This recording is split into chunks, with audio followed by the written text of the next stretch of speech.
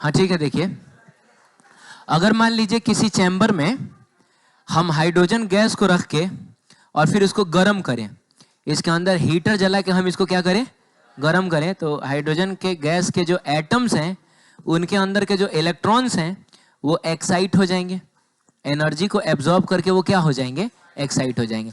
और जैसा कि कल हम लोगों ने ये भी देखा था कि हाइड्रोजन के फर्स्ट ऑर्बिट में जो इलेक्ट्रॉन होता है उसकी एनर्जी कितनी होती है, -13 इसमें कितना -3.4, इसमें कितना -1.51, इसमें कितना -0.85, इसमें कितना -0.54, -0.38, और जो सबसे ऊपर वाला इनफाइनाइट होता है की एनर्जी कितनी होती है, 0 इलेक्ट्रॉन वोल्ट होती है ना। तो अगर मान लीजिए कि हमने इतना सफिशिएंट एनर्जी दे दिया है कि सारा इलेक्ट्रॉन जो है, देखो सामने देखो, सारा इलेक्ट्रॉन कहाँ पहुंच चुका है, इनफाइनाइट पे पहुंच चुका है, सारा इलेक्ट्रॉन इनफाइनाइट पे। तो इनफाइनाइट पे जाके ये लोग अनस्टेबल ना हो जाएंगे, क्योंकि एनर्जी ज्यादा हो गई, एनर्जी ज्यादा होगी तो सिस्टम अनस्टेबल होगा, तो ये इलेक्ट्रॉन्स फिर वापस लौटेंगे। और वापस लौटने के लिए हम लोग देख रहे थे कि इनफाइनाइट तरीके हैं। क्या होगा, मान लो कि कोई इलेक्ट्रॉन जो है वो यहां से यहां आता है, अब फिर यहां से यहां आता है, एक तरीका ये हो गया। अरे बोलो जल्दी, कोई इलेक्ट्रॉन मान लीजिए कि यहां से यहां आता है, बोलो, और तब यहां से फिर यहां आ जाता है, ऐसे आके फिर यहां से यहां आ गया। बोलो, कोई इलेक्ट्रॉन ऐसा को जो यहां से आएगा, फिर यहां से आएगा, यहां से आएगा, यहां से आएगा, यहां से, इस तरीके से भी आ सकता है। टोटल कितने तरीके हैं, इनफाइनाइट तरीके। इनफाइनाइट इसलिए कि नंबर ऑफ ऑर्बिट्स कितने होते हैं, इनफाइनाइट होते हैं। ये बात समझ रहे हो। तो हमने हर पॉसिबल ट्रांजिशन कल देखा था। जैसे एक ट्रांजिशन ये हो गया, अरे यार पटना से हाजीपुर, ठीक है, एक ट्रांजिशन ये हो गया, एक ये हो गया, एक ये हो गया, एक ये हो गया, एक, सब डिफरेंट डिफरेंट ट्रांजिशन है कि नहीं। तो हर पॉसिबल ट्रांजिशन हम लोगों ने कल थोड़ा सा सीक्वेंस में देखा था, जिसमें हमने सबसे पहले देखा था कि n=1 तक अगर लोग आ रहे होंगे तो वो कहां कहां से आ रहे होंगे।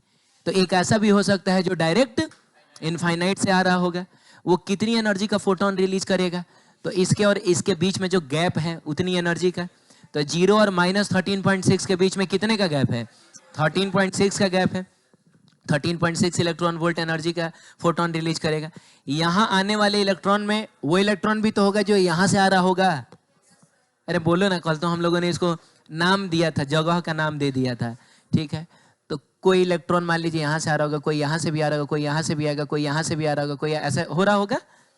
डिफरेंट डिफरेंट पॉसिबिलिटीज में कुछ ऐसे इलेक्ट्रॉन्स होंगे जो यहां से यहां भी आ रहे होंगे, यहां से यहां, यहां से यहां, है कि नहीं। तो बताइए जो सबसे आखिरी वाला इलेक्ट्रॉन आया है जो कि n=2 से n=1 पे आया है, वो कितनी एनर्जी का फोटोन रिलीज करेगा। ये जानने के लिए हम इसमें से इसको, हालांकि उल्टा बोल दिया मैंने, इसमें से इसको घटाएंगे। ये ज्यादा है, ये कम है, लेकिन कोई बात नहीं, न्यूमेरिकली तो हम लोग इसी में से इसको घटाएंगे। 13.6 में से 3.4 घटाइएगा, ये मिलेगा आपको 10.2 इलेक्ट्रॉन वोल्ट। अब देखिए, आने के दौरान कुछ ऐसे भी इलेक्ट्रॉन्स होंगे जो इनफाइनाइट से कहाँ आ रहे होंगे, यहाँ आ रहे होंगे, और उसके बाद वो यहाँ से यहाँ आ जाएंगे। अरे होता था हमारे जमाने में, लिखता था बेतियां मोतिहारी सब लिख देता था, तो हम लोग चढ़ के पूछते थे उसे कि बेतियां जाएगा ना, बोलेगा हाँ जाएगा, टेंशन मत लीजिए। और टिकट भी काटता था बेतिया का, अब मोतिहारी में उतार देता था, बोलता था कि सब सवारी उतर गया, अब हमको अकेले लेके जाएंगे। तो हम बोलते थे हम क्या करें, तो बोलता था कि 10 मिनट रुकिए, मेरा ही बस आ रहा है, वो जाएगा बेतिया, उसमें आप चढ़ के चले जाइएगा। हो गया धोखा। तो वो भी एक तरीका हो गया बेतिया आने का कि आप यहाँ से यहाँ आ जाइए, पहले मोतिहारी आ जाइए, तब मोतिहारी से बेतिया आ जाइए। चलिए, यहाँ कुछ लोग ऐसे भी होंगे जो, अच्छा पहले बताइए इसकी एनर्जी कितनी एनर्जी का फोटोन रिलीज करेगा। तो इसके और इसके बीच में जो गैप है ना, अरे जहां से आ रहा है और जहां जा रहा है, उन दो जगहों के बीच में जो गैप है उतनी एनर्जी का फोटोन रिलीज करेगा, का मतलब कितना हुआ, 3.4, ठीक है। तो ये 3.4 हो जाएगा। कुछ यहाँ से भी आ रहा होगा, यहाँ से भी, आप समझ रहे हैं ना, ये सब हम लोगों ने देखा था। और जो सबसे आखिरी वाला होगा वो इस गैप के बराबर, तो आप इसमें से इसको घटाइएगा, मिलेगा आपको 1.9 इलेक्ट्रॉन वोल्ट। कुछ ऐसा भी होगा जो इनफाइनाइट से कहाँ आ रहा होगा, यहाँ पे आ रहा होगा।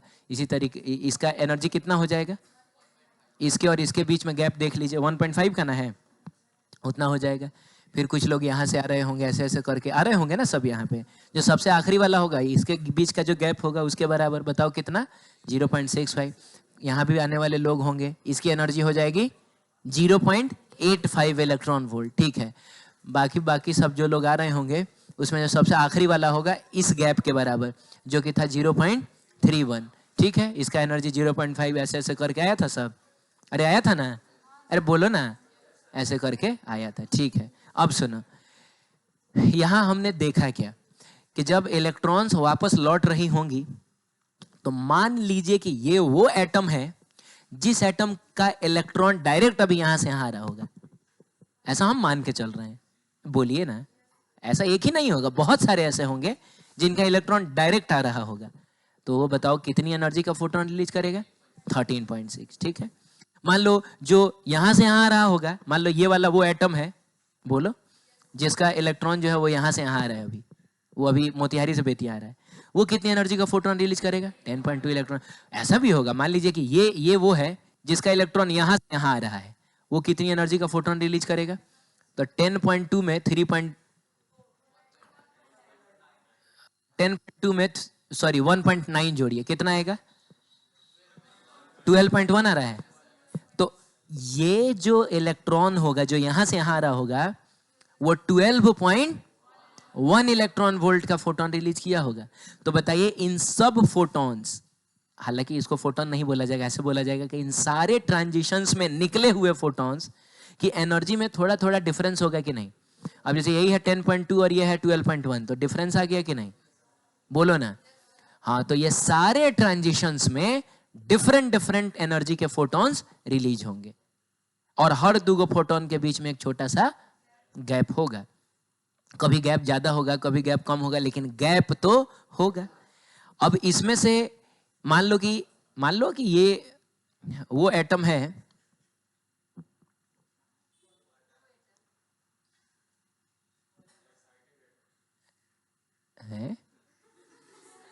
एक्साइटेड है।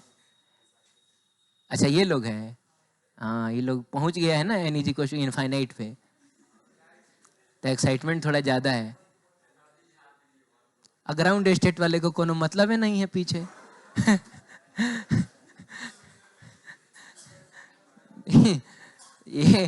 ये ऐसा भी हो सकता है, ये एटम ऐसा एटम होगा जिसका इलेक्ट्रॉन हो सकता है कि यहां से यहां आ रहा हो। अरे बोलो ना, ये वाला ऐसा वाला होगा जिसका हो सकता है यहां से यहां आ रहा हो, मतलब डिफरेंट डिफरेंट पॉसिबिलिटीज हो सकती हैं।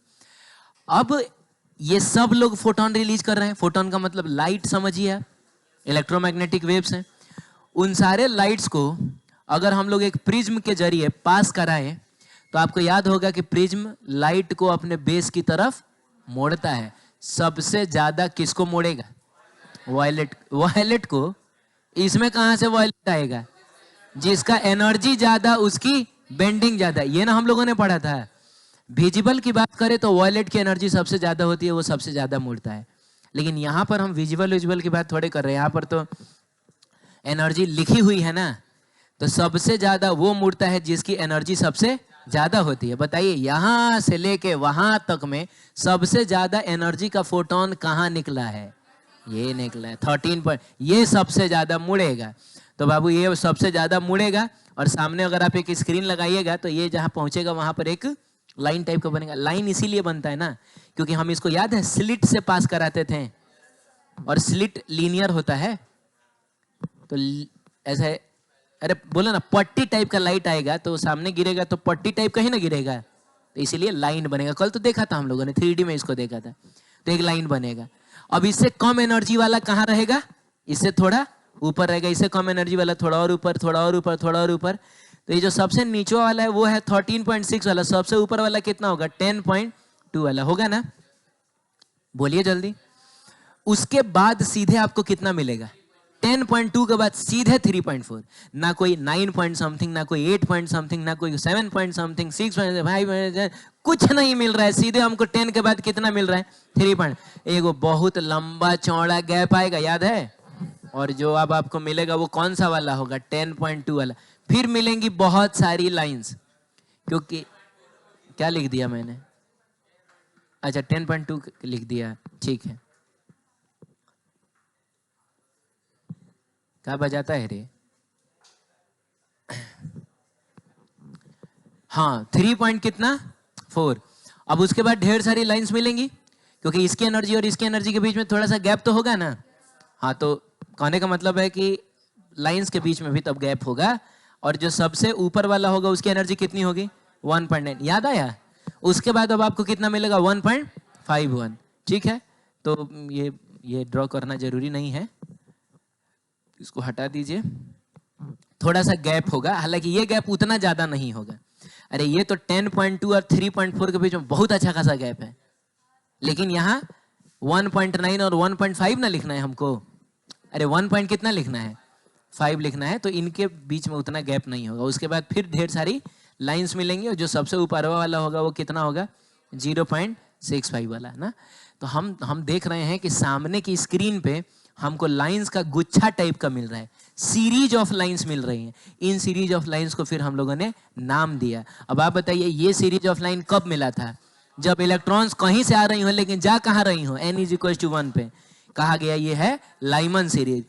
ये वाला कब मिला था? ये वाला जब वो n=2 पे आ रही हो, इसको बोला गया था Balmer series, Paschen series, Brackett series, Pfund series और हम्फ्री सीरीज। ये नाम दिया गया 6 लोगों को, ठीक है।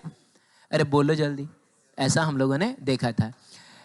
अगर हम रीजन की बात करें, इलाके की बात करें, तो विजिबल का रेंज होता है 1.8 से लेके 3.2 के बीच में। ये जो है 13.6 से लेकर 10.2, ये तो विजिबल से ज्यादा एनर्जी वाले ना हो गए। और विजिबल से ज्यादा किनका होता है? अल्ट्रा वायलेट का होता है। तो ये Lyman series ultra violet region में लाई करता है। ये एक्चुअल में देखा जाए तो हमको दिखाई नहीं देगा। ये बताओ किस में लाई करेगा? तो ये देखो 1.9 इस रेंज में आ गया कि नहीं, और 3.4 तक जाता है, तो लगभग ये भी 3.2 तक है। तो इसका मतलब लगभग 90% से ज्यादा हिस्सा जो है वो किस में लाई करेगा? विजिबल में। बाल्मर सीरीज विजिबल में जाता है। 1.5 1.8 से काफी कम हो गया ना, इसका मतलब ये सब किस में जाएगा? इंफ्रारेड में। तो विजिबल से कम इंफ्रारेड वाला ही ना होता है, तो लगभग बाकी के ये सारे किस में चले जाते हैं? इंफ्रारेड में। क्लियर है? तो ये सारी चीजें पूछी जाती हैं। अच्छा, उसके बाद ना हम लोगों ने बहुत कुछ देखा था, तो एक काम करते हैं, एक बार जल्दी से हम लोग लिस्ट बनाते हैं। पहला कौन सा बताओ? अरे पहला कौन सा है? लाइमन है, दूसरा बाल्मर है, तीसरा हाँ पास्चन है, चौथा ब्रैकेट है, ब्रैकेट, चौथा फंड है, और अगला बताओ? ऐसा हम्फ्री है ना, ऐसा है। अब हम अगर सबके लिए N1 और N2 लिखना चाहें, तो इसके लिए N1 क्या होगा? N1 का मतलब क्या हुआ? N1 का मतलब हुआ कहाँ जा रहा है, मंजिल है ये। तो बताइए लाइमन सीरीज में इलेक्ट्रॉन्स की मंजिल होती है, बाल्मर सीरीज में आए कहीं से जाता 2 पे है, पास्चन में आए कहीं से जाता 3 पे है। तो ये 3 होगा, 4 होगा, 5 होगा, 6 होगा। अब N2 क्या है? N2 का मतलब कहां से आ रहा है। आने वाले तो कहीं से आ सकते हैं, बोलिए ना। हाँ, कौन है ये लोग? कहां से आते हैं? कहीं से भी आते हैं। 2 से भी आते हैं, 3 से भी आते हैं, 4 से भी आते हैं, 5 से भी आते हैं। इसका मतलब हुआ N2 2 3 4 and so on 5 infinite तक जाएगा। बाल्मर में बताओ, आना 2 से है, सॉरी आना 2 पे है। यार ये आना जाना में गड़बड़ा जा रहा है ना। जाना 2 पे है, आना कहां से है? 3 से, 4 से। माने एक बढ़ा के ही ना लिखोगे, हाँ घटा के नहीं लिखने का है। 1 से 2 में नहीं आएगा, हाँ 1 से 2 में आएगा, लेकिन तब एनर्जी रिलीज थोड़े करेगा, एनर्जी एब्जॉर्ब ना करेगा। यहां तो एनर्जी को रिलीज करना है। तो 2 पे आना है तो 3 से आएगा, 4 से आएगा, 5 से आएगा, सो ऑन। 3 पे आना है तो क्यों नहीं बोल रहा है वो लड़का? क्या नहीं बोल? 3 से आना है, कहां से आएगा? 3 पे आना है, कहां से आएगा? 4 से आएगा, 5 से आएगा, 6 से आएगा, एंड सो ऑन ना। बोलो, 4 पे आना है, 5 से आएगा, 6 से आएगा, 7 से आएगा, 8 से आएगा, सो ऑन। 5 पे आना है, 6 से आएगा, 7 से आएगा, 8 से आएगा, 9 से आएगा, सो ऑन। 6 पे आना है, 7 पे आएगा, 8 पे आएगा, 9 पे आएगा, 10 पे 10 आएगा, सो ठीक है ऐसा। उसके बाद देखो हम लोगों ने निकाला था, याद है तुमको, लैम्डा लॉन्गेस्ट और लैम्डा शॉर्टेस्ट निकाला था, और यही निकाल रहे थे, तुम लोग चिल्ला रहा था। समझ में आया था ना? एक ट्रिक बता दिया था मैंने, देखो तुम लोगों को। ओरिजिनल फॉर्मूला तो ऐसा है। ओरिजिनल फॉर्मूला कैसा है? 1 upon lambda is equal to R into Z square 1 upon n1 square minus 1 upon n2 square. याद है? लेकिन मैंने कहा था कि वो ट्रिक याद रखो। इसका ट्रिक तो बड़ा सिंपल था, n1 का स्क्वायर डिवाइडेड बाई आर, बस। इसका ट्रिक भी थोड़ा सिंपल था लेकिन थोड़ा ज्यादा था। तो n1 इंटू n1 प्लस 1 का होल स्क्वायर, याद है? डिवाइडेड बाई 2n1 प्लस 1 और इंटू क्या, मैंने n1 को डबल करके एक जोड़ दिए थे हम लोग। तो बताओ इस केस में लैम्डा शॉर्टेस्ट लाइमन सीरीज के लिए कितना आएगा? बोलो। तो n1 कितना है? 1 का स्क्वायर बाई आर। 1 का स्क्वायर बाई आर कितना होगा? 1 बाई आर होगा। 1 का स्क्वायर बाई आर कितना होगा? 1 बाई आर होगा। 2 का स्क्वायर बाई आर कितना होगा? 4 बाई आर होगा। 3 का स्क्वायर, ये समझ में आ रहा है? 9 by R, 16 by R, 25 by R, 36 by R, 49 by R, यही ना होगा। और आगे चलते चले जाएंगे 64 by R, 81 by R, 100 by. इधर आते हैं तो बताओ n1 कितना होगा लाइमन सीरीज के लिए? 1। तो 1 में 1 को ऐड करके 1 से मल्टीप्लाई करना है। मैंने तो यहां से होगा, इसमें एक जोड़ के मल्टीप्लाई करके स्क्वायर कर देना है। तो 1 में 1 ऐड करोगे तो कितना? 2। यानी 1 को, अच्छा तो एक बात बताऊं, मैंने इसको इससे मल्टीप्लाई करना है, इसको इस समझ रहे हो? इसीलिए किताबों में मैंने n1 इंटू n2 लिख दिया है। अच्छा, क्योंकि जब लैम्डा लॉन्गेस्ट की बात हो रही है तो सबसे छोटा एनर्जी लेवल न लेंगे, सॉरी सबसे छोटा वाला एनर्जी का गैप न लेंगे। और सबसे छोटा वाला एनर्जी का गैप जो होगा वो कहां से मिलेगा? जस्ट ऊपर वाले से मिलेगा। अरे जैसे इस केस में सबसे छोटा यही ना है, इस केस में सबसे छोटा ये है, तो इसमें कहां से आ रहा है? 2 से 1 में आ रहा है, 3 से 2 में आ रहा है, इसमें सबसे छोटा ये है, 4 से 3 में आ रहा है।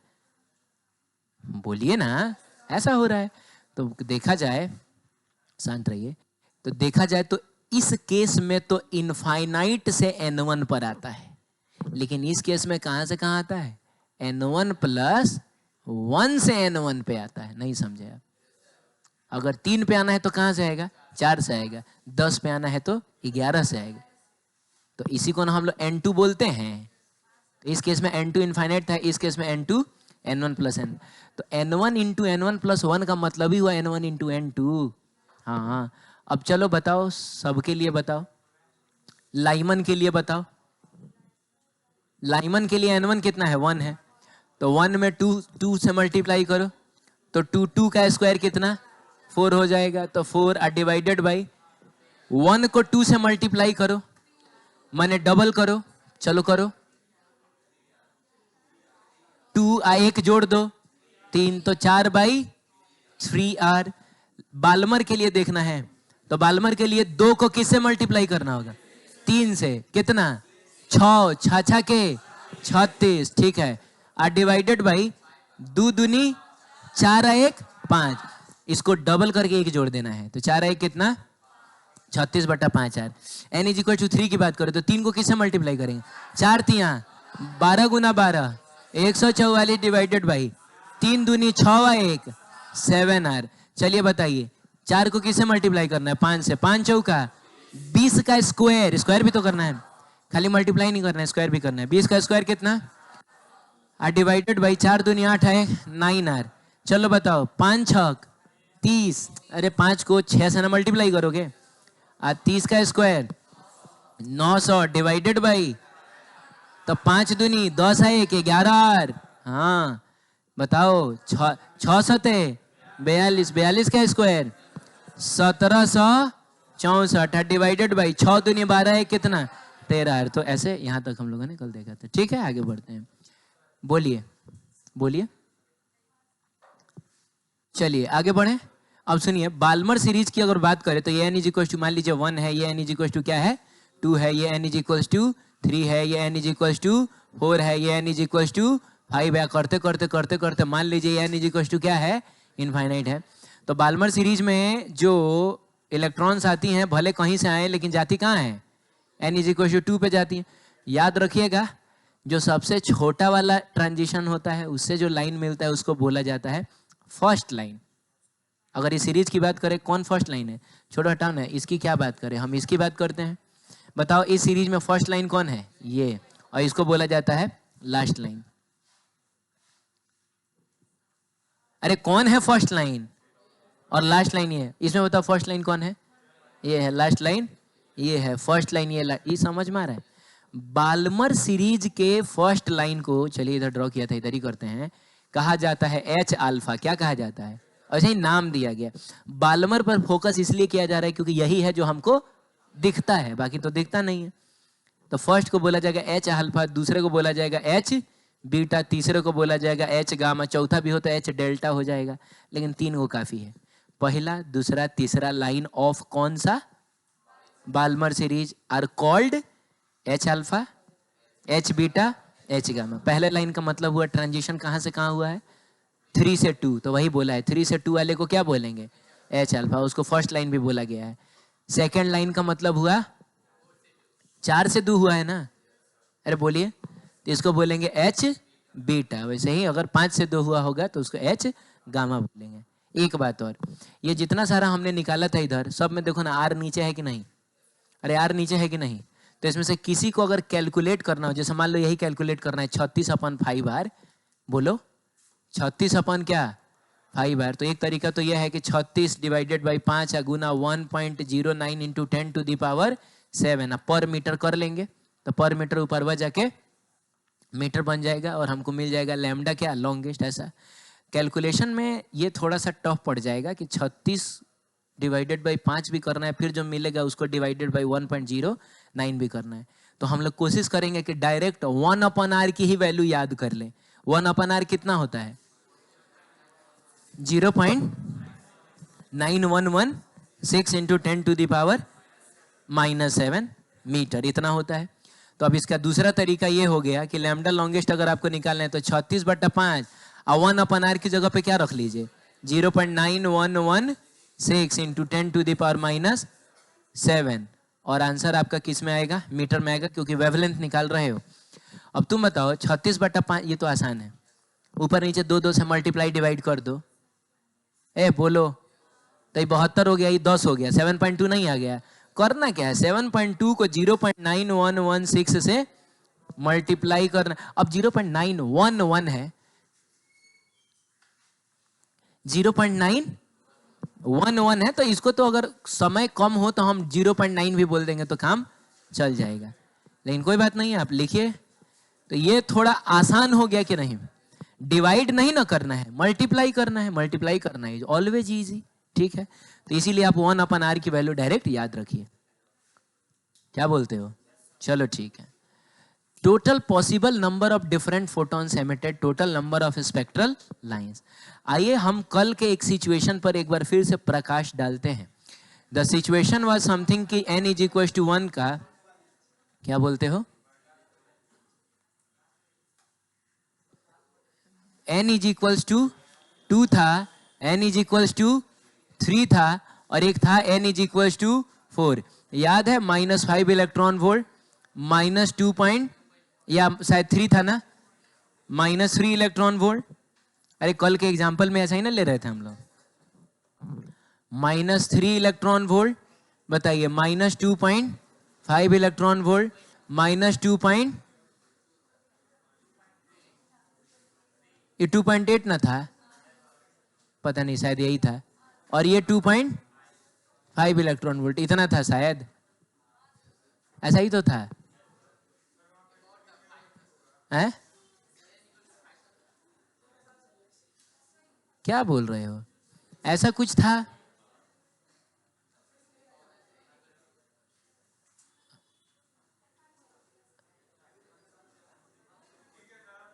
ठीक है, ऐसा करके कुछ था।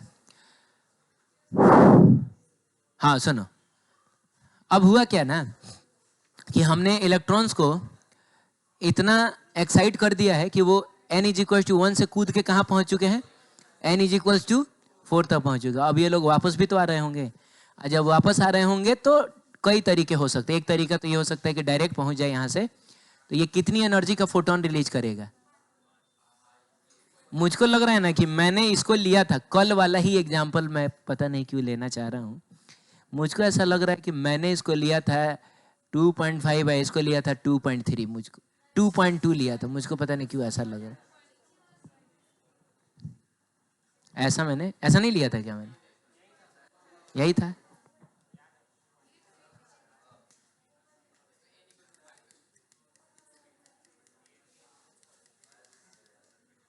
आजा भाई, -5 था, -3 था, 2.5 था, 2.2 था, मैंने यही तो लिया है। नहीं लिया है क्या? देखो ना, देखो यही तो है।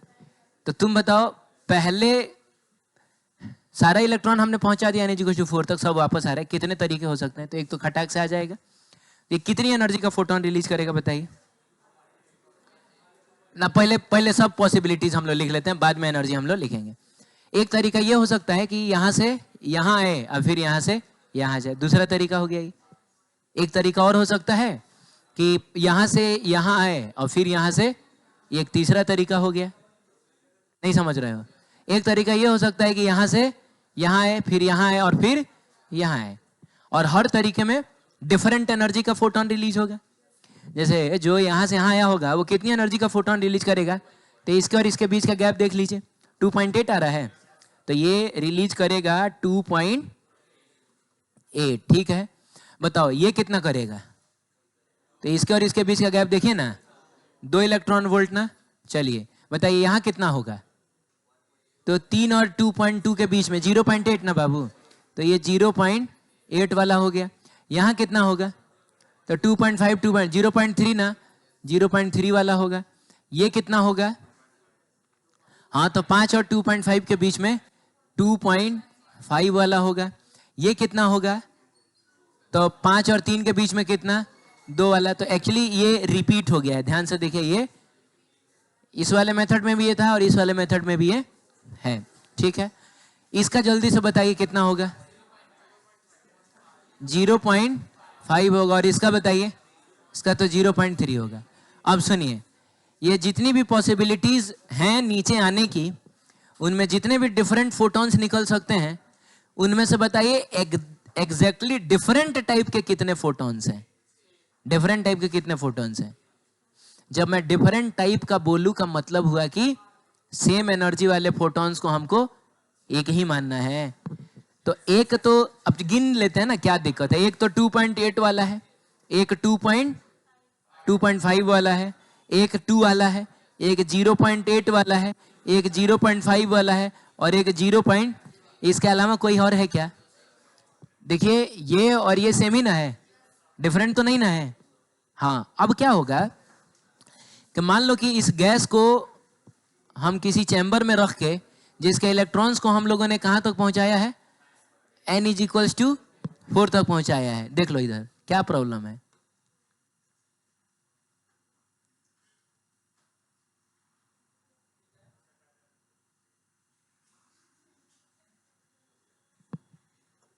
कहां तक पहुंचाया है हमने? n = अरे बोलो, 4 तक पहुंचाया है। अब इलेक्ट्रॉन्स वापस लौटने के दौरान यही ना 6 टाइप का फोटोन रिलीज कर रही होंगी। तो इसमें से जो लाइट निकलेगा उसमें सारा वेवलेंथ प्रेजेंट नहीं होगा, सारी एनर्जी के फोटॉन्स नहीं होंगे, सिर्फ वही 6 एनर्जी के फोटॉन्स होंगे। तो क्या हो अगर हम इनको किसी प्रिज्म से होके गुजारें, तो क्या होगा बताओ ना? 1 2 3 4 5 6 ऐसा आएगा है। तो सामने की स्क्रीन पर अगर ये पड़ेगा तो हमको कितना लाइन मिलेगा? 100 को लाइन मिलेगा बस। नहीं समझ में आया? जिसमें सबसे नीचे वाला लाइन रिप्रेजेंट करेगा 2.8 वाले को, ये करेगा 2.5 वाले को, ये करेगा ये 2.0 वाले को या 2 वाले को, ये 0.8 वाले को, ये 0.5, ये 0.3। आप समझ रहे हैं? तो देखिए 2 तरीके से सवाल पूछा जा सकता है। बोलेगा transition from n = 4 to n = 1 के दौरान डिफरेंट टाइप के कितने फोटॉन्स रिलीज हो सकते हैं? तो आंसर है 6। सवाल को पूछने का दूसरा तरीका कि अगर इलेक्ट्रॉन्स 4 से 1 में आ रही हैं, बोलिए, तो उससे निकलने वाले फोटॉन्स को प्रिज्म के जरिए अगर हम लोग किसी स्क्रीन पे इंसिडेंट कराएं तो टोटल कितने लाइंस मिलेंगी? ये बाबू, तो जितना डिफरेंट फोटॉन होगा उतनी डिफरेंट लाइंस मिलेंगी। मैं मानता हूं कि ये और ये 2 अलग फोटॉन्स है, लेकिन अलग एनर्जी वाले तो नहीं ना है। दो अलग लोग हैं लेकिन दोनों की एनर्जी, तो ये दोनों एक ही जगह पे जाएंगे।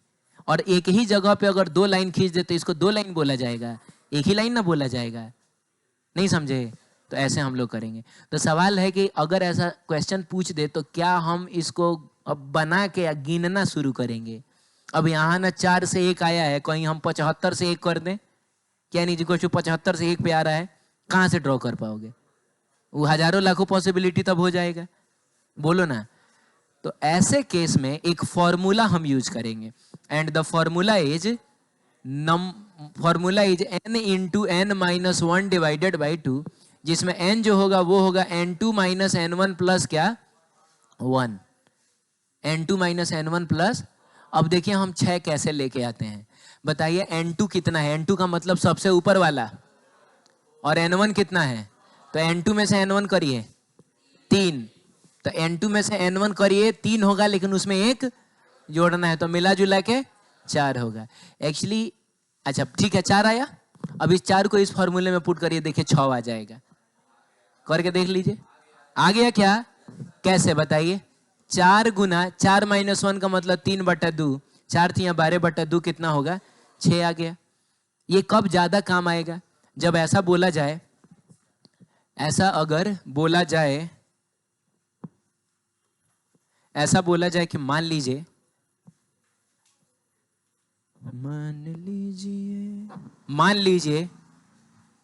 ये है n इज इक्वल टू 25, कितना है? और ये तब 2 3 4 5 को ले लेते हैं, क्या दिक्कत है? तो ये जाहिर सी बात है कौन होगा? 24 होगा, 23 होगा, 22 होगा, 21 होगा, और ये होगा।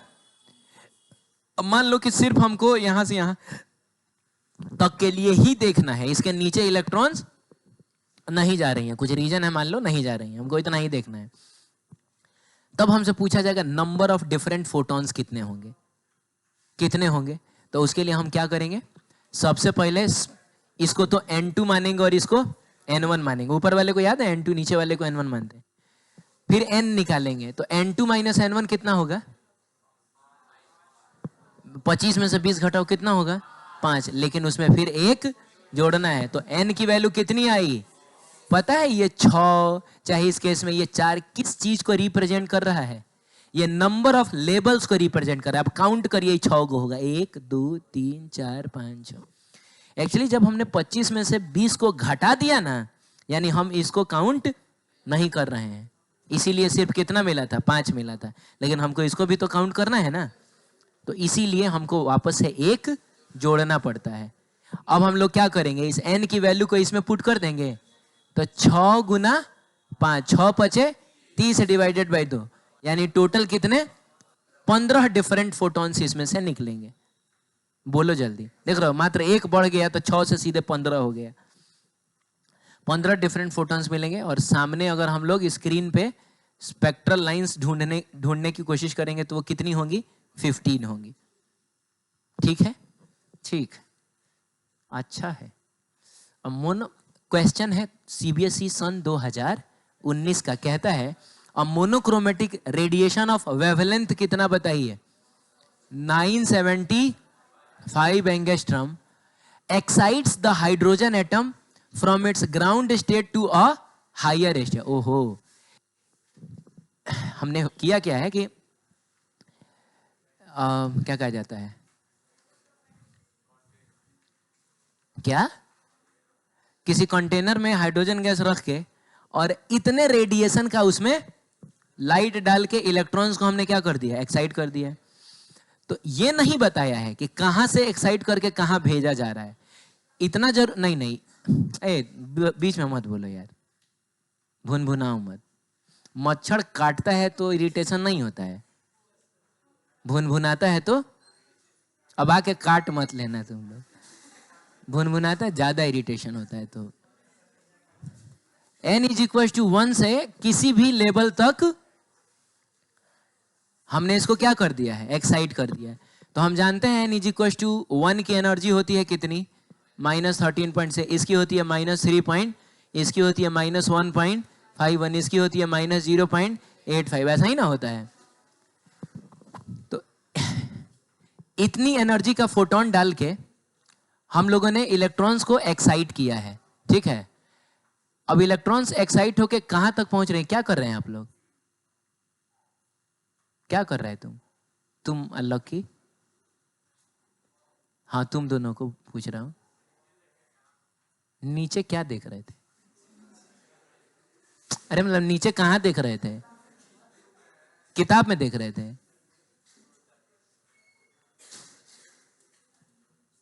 को लगा कि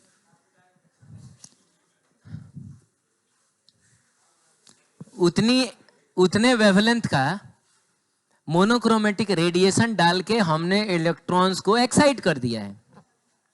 अब कहां एक्साइट किया ये नहीं बताया जा रहा है कि यहां तक भेजा है, कि यहां तक भेजा है, कि यहां की सीधे इनफाइनाइट पर भेज दिया गया। तो इलेक्ट्रॉन कहां तक जा पाएगा ये जानने के लिए देख लीजिए कि जो लाइट आप डाल रहे हैं उस लाइट की एनर्जी कितनी है। एनर्जी का फॉर्मूला हम लोगों ने पढ़ा है Hc अपॉन क्या? Hc की वैल्यू है 12,400 एंगस्ट्रॉम इंटू इलेक्ट्रॉन वोल्ट, याद आया? और लैम्डा दिया हुआ है 975 एंगस्ट्रॉम। देखो बाबू 25 से तो कटेगा, तो 25 से कटेगा तो 9 चौका 36, 36 और 75 है 3, 39 बार में कटेगा ये। 25 से कितनी बार में जाएगा? 39 टाइम्स में। और ये जाएगा 4 को 124 से मल्टीप्लाई करिए तो 424 चौका 96, 496 आएगा ये। तो ये 25 से काटोगे तो कितना आएगा? 496 आएगा। बाकी 3 विन से बाकी से तो कटेगा नहीं, तेरे 39, पता नहीं जो भी है। अब 496 डिवाइडेड बाई 39 करिएगा तो 440 डिवाइडेड बाई 496 डिवाइडेड बाई 39 आप करिएगा तो यहां से आपको मिलेगा 12.75 टाइप का कुछ मिलेगा, 71 मिलेगा। हाँ 12 पॉइंट कितना? 71 मिलेगा। इतना इलेक्ट्रॉन वोल्ट, क्योंकि एंगस्ट्रम से तो एंगस्ट्रम कट गया ना। अब देखिए कि 12.71 एक काम करते हैं ना, डेसिमल के एक ही प्लेस तक हम लोग देख रहे हैं क्या? बोलो ना, डेसिमल के एक ही प्लेस तक देख रहे हैं तो 12.7 ही रहने देते हैं। क्या कि यहाँ डेसिमल के एक ही पॉइंट तक है, यहाँ भी डेसिमल के एक ही पॉइंट है, लेकिन यहाँ 2-2 पॉइंट है। अच्छा छोड़ो, हटाओ, रहने देते हैं। काउंट करते हैं,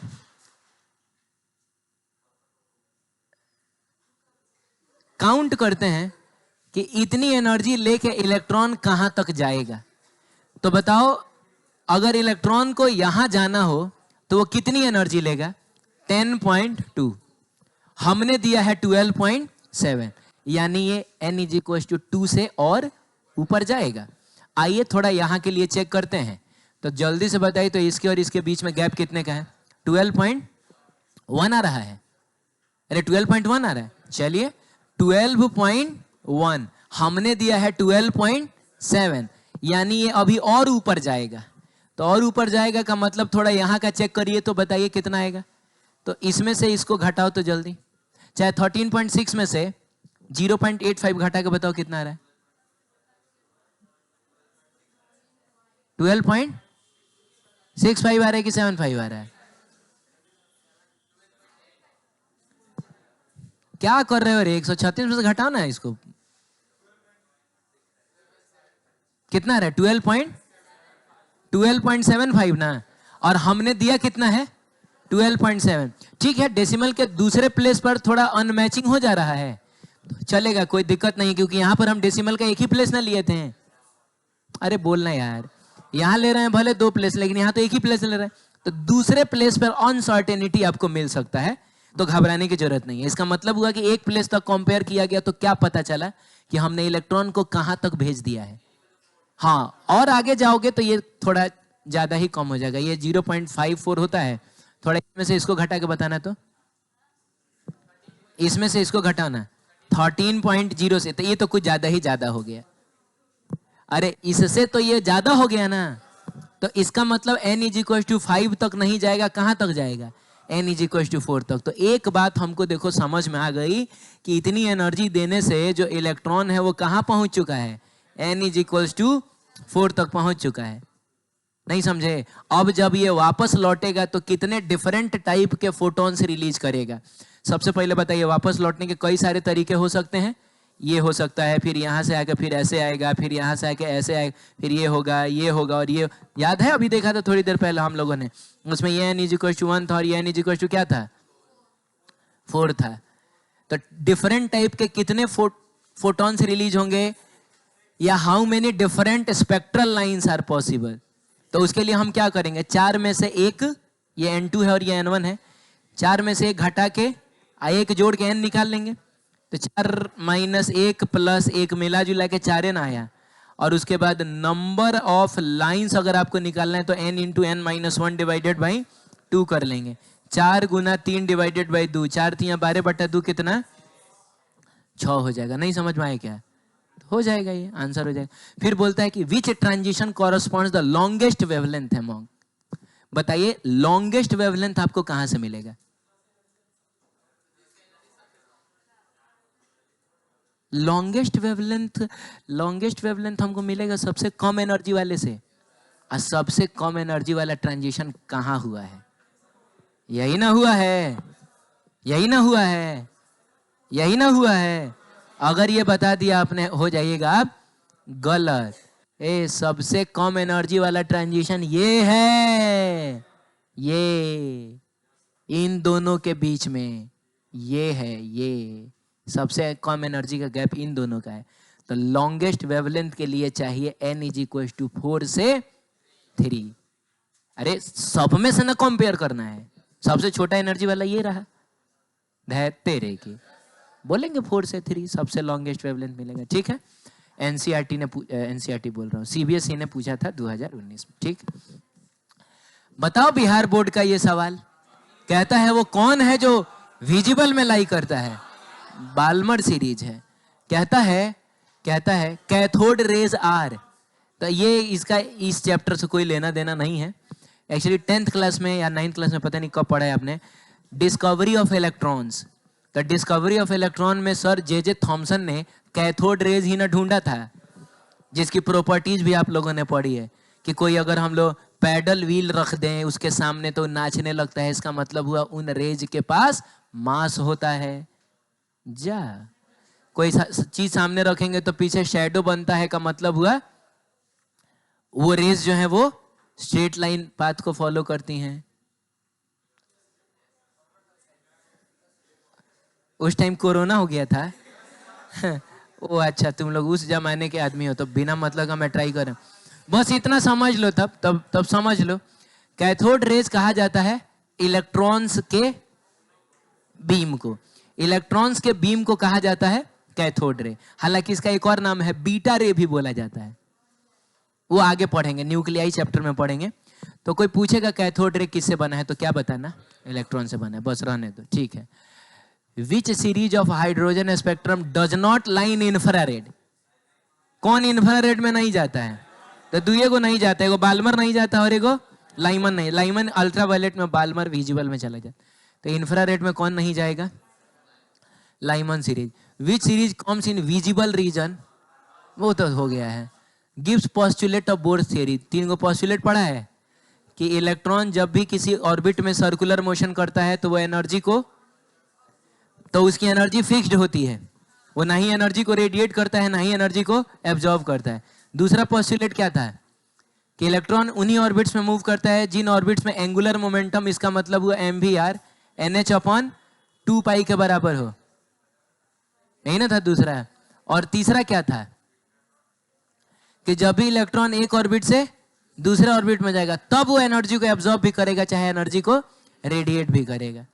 ठीक है, ऊपर जाएगा तो एनर्जी एब्जॉर्ब करेगा, नीचे आएगा तो एनर्जी रिलीज करेगा। ये सब करने के बाद और हाइड्रोजन एटम, हाइड्रोजन स्पेक्ट्रम, तो ये जो लाइमन सीरीज बाल्मर सीरीज हम लोगों ने देखा था, इनको एक्सप्लेन करना है। तो पहले एक्सपेरिमेंटल सेटअप बना दीजिएगा जिसमें आप दिखाइएगा कि एगो चैम्बर है, बोलिए ना, उस चैम्बर को हम लोग क्या कर रहे हैं, हीट करके उसको, हाँ जो भी एनर्जी दे रहे हैं, इसमें से लाइट निकल रहा है, सामने प्रिज्म है, स्लिट भी बना दीजिएगा। क्या कर दीजिएगा, स्लिट बना दीजिएगा। आप 3D में मत बनाइएगा, आप 2D में ही बनाइएगा। तो स्लिट को आप ऐसे मत बनाइएगा, स्लिट को आप ऐसे बनाइएगा, स्लिट को आप ऐसे बना दीजिएगा। ठीक है, बोलो ना, 2D में सामने से देखो ऐसा ही ना दिखेगा। और उसके बाद क्या होगा, आप दिखाइएगा, ऐसे ऐसे करके दिखा दीजिएगा, और सामने को स्क्रीन बना के अब बोलिए ना, उस पर कुछ लाइंस दिखा दीजिएगा, ऐसे करके कुछ क्या दिखा दीजिएगा, लाइंस दिखा दीजिएगा, बोलिए। और उसके बाद आप एक्सप्लेन करके ये सब चीज बता दीजिएगा, ये सब चीज, ये सब नहीं समझ रहे हो, ये सब बता देंगे। अब बता देंगे कि लाइमन के लिए N1 कितना है, N2 कितना है, बाल्मर के लिए N1 N2 कितना है, मैंने जितना मन करे अब आप इसमें लिखिएगा, ठीक है। बिहार बोर्ड का नहीं है, किसका है ये? नहीं, ये तो बिहार बोर्ड है, तो कितना नंबर आपको देगा? 5 नंबर। बोर पॉस्टुलेट्स के लिए शायद 2 नंबर दे देगा, अब बाकी हाइड्रोजन स्पेक्ट्रम के लिए आपको 3 नंबर दे देगा, तो ठीक है, ये सब मिलेगा आपको। बाल्मर सीरीज लाइज इन कौन सा रीजन? इंफ्रारेड। सही बोलता है क्या? बाल्मर सीरीज इंफ्रारेड में जाता है, किस में जाता है? विजिबल में जाता है, तो एक फॉल्स स्टेटमेंट है। लाइमन सीरीज ट्रू स्टेटमेंट है, ठीक है। बोर पॉस्टुलेट्स हो जाएगा, बोलिए ना। Hydrogen atom successfully explain the emission of lines in hydrogen atom, ठीक है। तेरे की 1 नंबर का पूछा है। बोर पॉस्टुलेट्स भी पूछ लिया तुमसे, समझ रहे हो। और ऊपर से ये भी पूछ दिया कि इन बोर पॉस्टुलेट से आप बताइए हम लोग हाइड्रोजन स्पेक्ट्रम को कैसे एक्सप्लेन करेंगे ना। एक ही नंबर में है, ये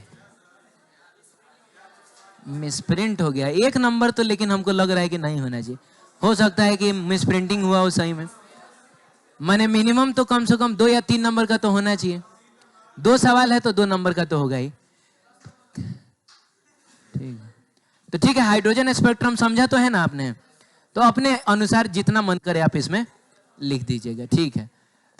what is the shortest wavelength of Paschen series? Shortest wavelength of क्या? तो बाबू रे, शॉर्टेस्ट वेवलेंथ के लिए फॉर्मूले रट लिए हम लोग, N1 का स्क्वायर डिवाइडेड बाई क्या। अब पास्चन सीरीज के लिए N1 कितना होता है? 3। लाइमन, बाल्मर, पास्चन, ठीक है। तो 9/r होगा, और 1/r तो हम लोग रट लिए हैं, 0.9116 इंटू 10⁻⁻7 मीटर 1/r, और इसी को मल्टीप्लाई करेंगे किससे? बस मल्टीप्लाई कर देंगे, आंसर आ जाएगा।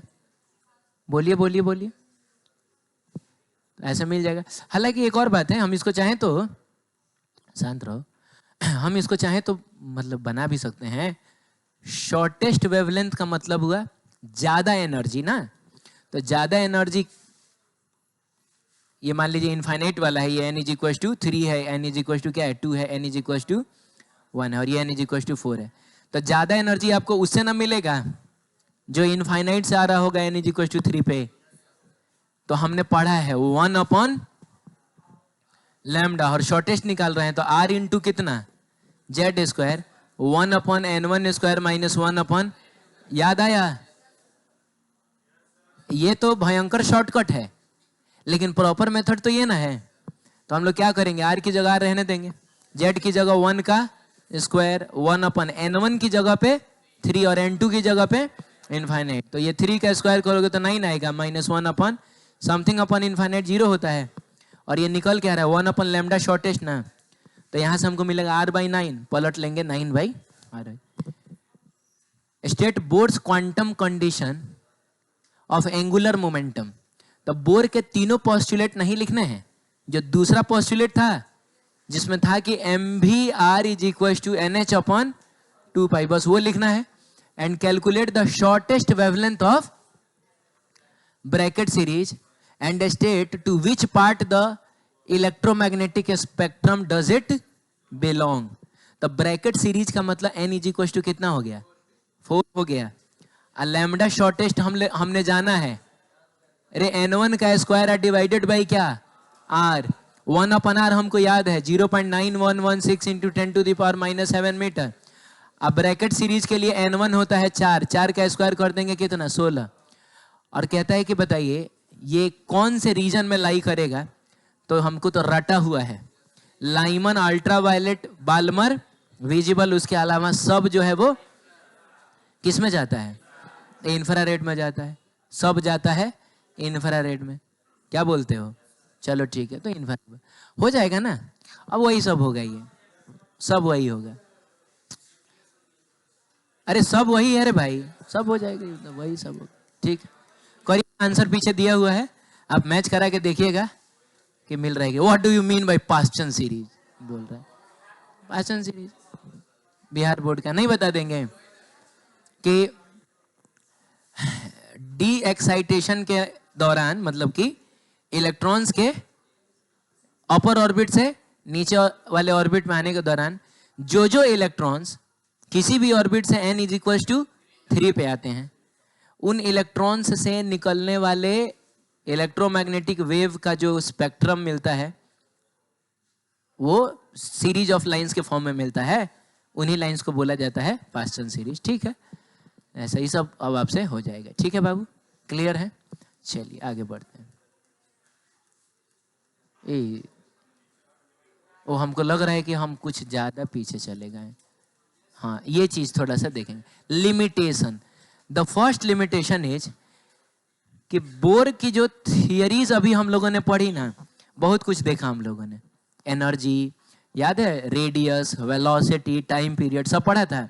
वो सारा फॉर्मूला सिर्फ सिंगल इलेक्ट्रॉनिक सिस्टम के लिए वैलिड है। सिंगल इलेक्ट्रॉनिक सिस्टम का मतलब हुआ जिसके अंदर बस एक ही इलेक्ट्रॉन, उसी के लिए वैलिड है। अरे किसके लिए वैलिड है? सिंगल इलेक्ट्रॉनिक सिस्टम के लिए वैलिड है। काहे वैलिड है?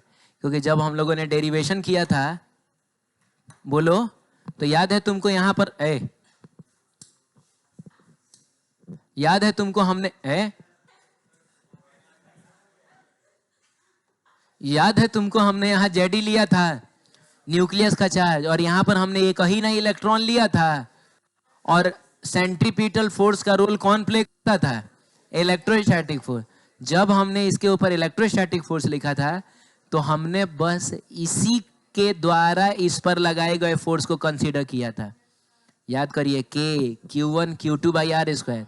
जबकि अगर मान लीजिए इस एटम में एक से ज्यादा इलेक्ट्रॉन्स हो जाए तो एक और इलेक्ट्रॉन यहाँ होगा ना, तो अब इस पर लगने वाला जो इलेक्ट्रोस्टैटिक फोर्स होगा उसमें खाली इसी का योगदान होगा, इसका भी तो योगदान होगा ना। क्यों नहीं बोल रहे हो? इसका भी योगदान होगा।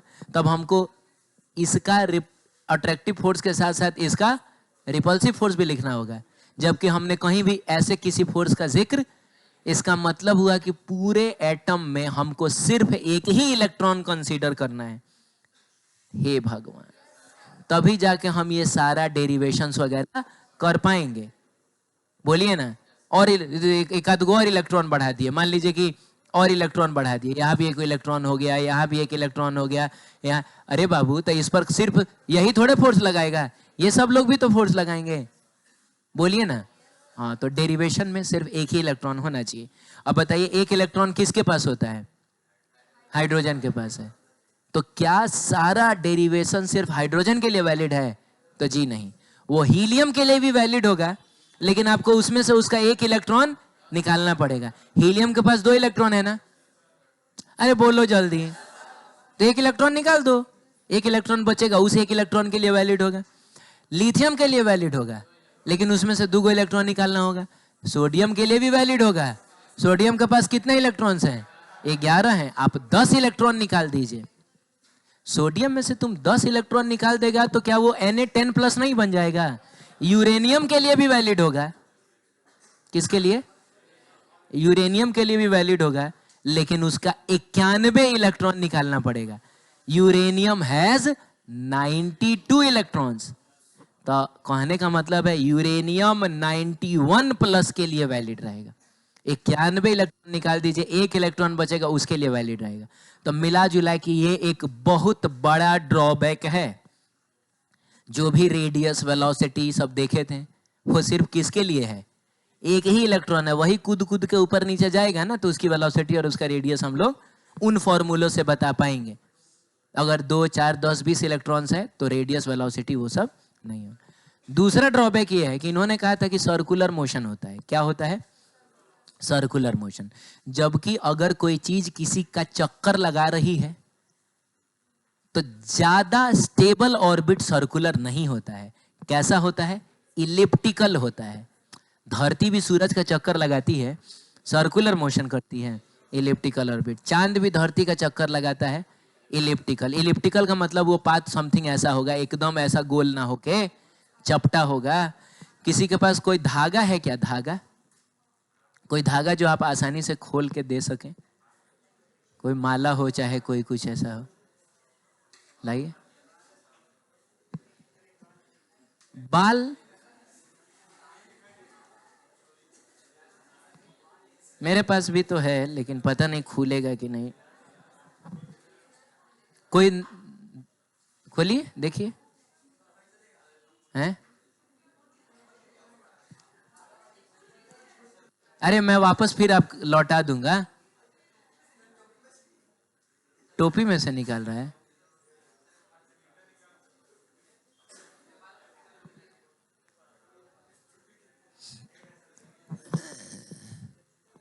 ठीक है,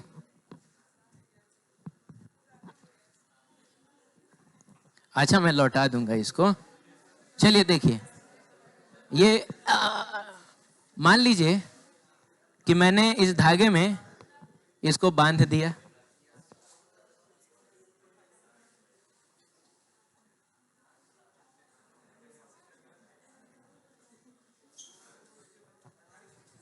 इसको ऐसे दिया, ठीक है। तुम जो है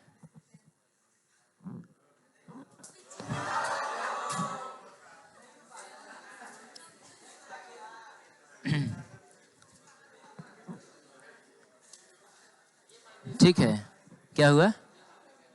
ना हो जाएगा। हाँ पेन ही लाओ, पेन बांध देता हूँ। पेन बंधा जाएगा आसानी से।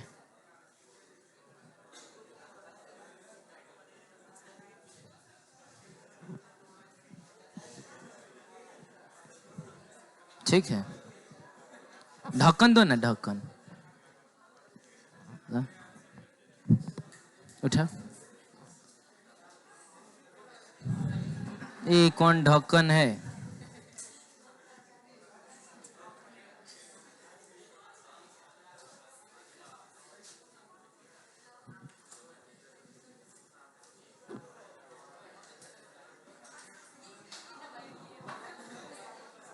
हाँ ठीक है, देखो अब इसको क्या है कि मैं अगर ऐसे नचाऊं, रुकिए रुकिए एक मिनट, नचाऊं तो ये मोशन तो सर्कुलर ही है, ये सर्कुलर है। लेकिन अगर मैं इसको छोड़ दूं, अब बताइए ये मोशन आपको सर्कुलर दिख रहा है क्या? ये सर्कुलर दिख रहा है। ये आपको नहीं लग रहा है कि इलिप्टिकल मोशन हो रहा है? देखिएगा कैसे जाए, ऐसे जाए, कैसे जाए, ऐसे करके आ रहा है। बोलो ना, देखो अगर मैं जबरदस्ती नचाऊं, सर्कुलर मोशन में नाचना इसकी मजबूरी है, क्योंकि इस पर सेंट्रीफ्यूगल फोर्स लग रहा है, बाहर जाना चाह रहा है, तो ये दूर जाना चाह रहा है, लेकिन चूंकि धागे की लंबाई कांस्टेंट है, बोलो ना, तो इसीलिए ये एक कांस्टेंट रेडियस में मूव कर रहा है। लेकिन जब मैंने नचाना छोड़ दिया इसको, इसके ऊपर हाल में जो, अब देखो इस अपना पाथ कैसे बदल लिया। कौन सा पाथ बना रहा है ये इलिप्टिकल पाथ है कि नहीं? तो जब भी कोई चीज किसी के अराउंड चक्कर लगा रहा होता है तो ज्यादा स्टेबल पाथ कौन सा होता है? इलिप्टिकल होता है। जबकि इन्होंने बता दिया था कि इलेक्ट्रॉन्स सर्कुलर मोशन करती है, तो ये भी एक ड्रॉबैक चला गया। It suspects that the orbit of electrons are कैसा? Circular, but according to Sommerfeld, ये इट नहीं होगा यहां पर, दे आर इलिप्टिकल। समरफील्ड आए, उन्होंने कहा कि नहीं, इलेक्ट्रॉन का पाथ सर्कुलर ना होगा, कैसा होगा? इलिप्टिकल होगा, विच इज मोर एक्यूरेट, जो ज्यादा एक्यूरेट है। ये भी ड्रॉबैक हो गया। अगला है कि वो ये नहीं बता पाए कि स्पेक्ट्रल लाइंस की जो इंटेंसिटी है, तो किसी की इंटेंसिटी अगर ज्यादा है, किसी स्पेक्ट्रल लाइन की इंटेंसिटी कम है, तो शांत रहो, वो ये चीज नहीं बता पाए। इंटेंसिटीज को उन्होंने एक्सप्लेन नहीं किया, हटाइए। अगला है कि अगर हम ये सारा सेटअप किसी इलेक्ट्रिक फील्ड में या किसी मैग्नेटिक फील्ड में ले जाके करें ना, तो बाबू स्पेक्ट्रल लाइंस जो है वो स्प्लिट कर जाती हैं। मैंने अगर कोई एक लाइन ऐसा है ना, तो वो स्प्लिट करके कई सारे लाइंस में कन्वर्ट हो जाएगा। बोलो, तो ये जो स्प्लिट होने वाला प्रोसेस है वो अगर मैग्नेटिक फील्ड में होता है, कहां होता है? मैग्नेटिक फील्ड में, तो उसको कहा जाता है जीमन्स इफेक्ट। क्या बोलते हैं? और अगर ये स्प्लिट वाला जो प्रोसेस है वो इलेक्ट्रिक फील्ड में होता है, तो इसको बोला जाता है स्टार्क इफेक्ट। ये सब हमारे सिलेबस में तो बस इतना समझिएगा और एक लाइन में आप ये लिख सकते हैं कि ये जीमन्स इफेक्ट और स्टार्क इफेक्ट को एक्सप्लेन नहीं कर पाता है, बाकी कुछ जानने की जरूरत नहीं है, ठीक है। और सबसे आखिरी वाला ये है कि in the spectrum of hydrogen certain spectrum lines are not single lines but the group of closed lines with slightly different frequencies. जैसे हम लोग देख रहे हैं ना कि कई सारा लाइन बनता है, तो कुछ लाइंस ऐसी होती हैं जो सिंगल लाइन ना होके ग्रुप ऑफ लाइंस की तरह होती हैं, माने इस लाइन के अंदर भी आपको ढेर सारा लाइन मिलेगा। इन सारी चीजों को भी एक्सप्लेन नहीं कर पाए थे, ठीक है। तो ज्यादा से ज्यादा एक या दो ही पूछता है, समझ रहे हो। तो सबसे पहला तो ये बता देंगे कि ये सिर्फ सिंगल इलेक्ट्रॉनिक सिस्टम के लिए है, और दूसरा पूछेगा तो बता देंगे कि इनके अनुसार ऑर्बिट स्फेरिकल है, सॉरी सर्कुलर है, जबकि समरफील्ड के अनुसार ये एलिप्टिकल, और समरफील्ड वाला ज्यादा एक्यूरेट है, ठीक है। तो ऐसे हम लोग कर देंगे, तो इस तरीके से ये खत्म हो जाता है।